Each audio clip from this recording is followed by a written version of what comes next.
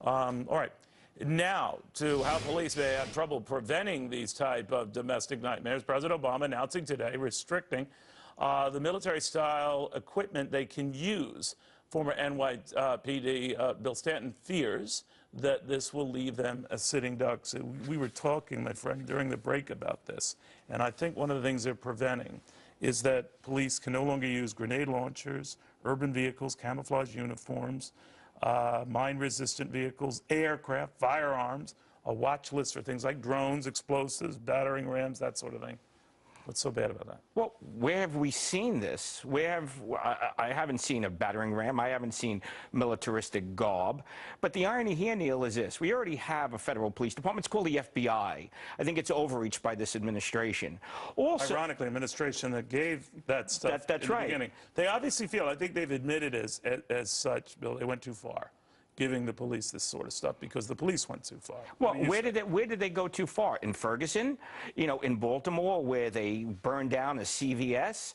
And then what happens when these incidents occurs? They call in the National Guard. And the last time I checked, Neil, that's a military organization. And the National Guard uses all that stuff. Now, one of the limitations is apparently on firearms or ammunition of .50 caliber or higher. How would that restrict or limit guys like you from tracking down or policing bad guys? Well, the average cop in uniform on the street is never coming into contact with a .50 caliber. This trained SWAT personnel, they have .50 cal. And why?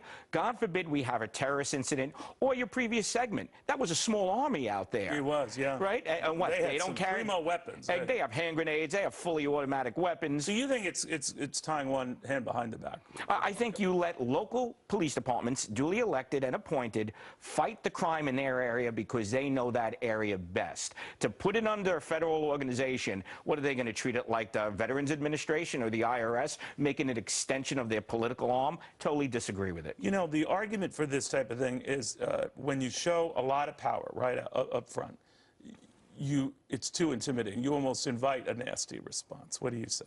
Well, you could do like the mayor of Baltimore in a given area where they could burn and destroy and loot and let them do that. And then she could walk that back and say she never said it. It's an excellent point. So you think if you don't have a strong face at the start, you're going to have what you had at Baltimore, where the police are retreating and not firing on or even engaging protesters, right? Well, you make an assessment and you meet that force with equal or greater force. If they're just, you know, sticks and stones, the old saying, if they're yelling, if they're doing civil disobedience, that's one thing. But when you're destroying property and hurting and injuring and possibly killing people, we saw cops get shot and killed in these things.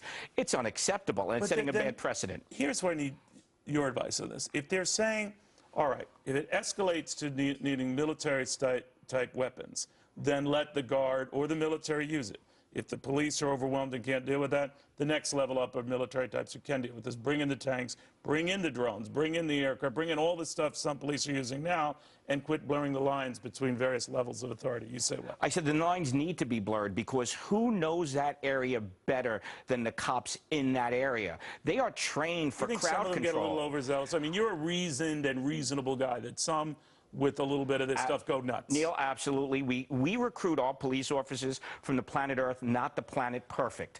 There are bad cops, but such a small amount, and we shouldn't make that the highlight. We should the thousands of cops that do millions of interactions with people every day, from helping a lady across the street to taking down an armed bank robber. That's what we should be applauding, not highlighting the few bad apples. You're the type of guy, Bill, you could just walk out there as you are now. People are going to stop. They're not going to mess with you. The mind is the most powerful The mind weapon. is the most powerful thing. Bill Stanton, this guy could crush everyone in this room with a look. So we learn not to get too tough. In the meantime, who said